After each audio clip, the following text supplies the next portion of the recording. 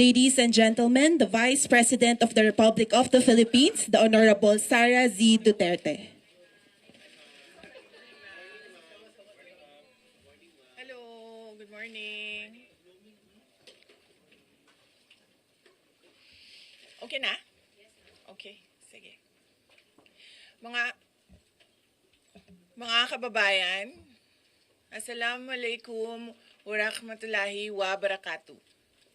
Madayaw, maayong adlaw kaninyong tanan. Magandang araw sa inyong lahat. Sa mga nakaraang araw, marami ang humihingi ng reaksyon, komento, o damdamin.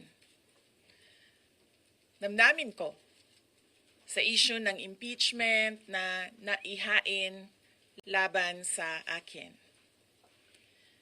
Sa kabila ng aking mga naging pahayag ukol sa planong impeachment sa mga nakaraan na buwan, ang tanging masasabi ko na lamang sa puntong ito ay God save the Philippines.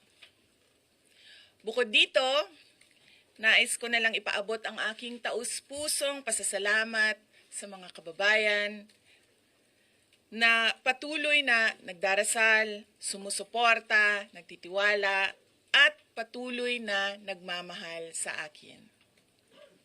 Manalig kayo dahil sa taong bayan ang tagumpay. Syukran.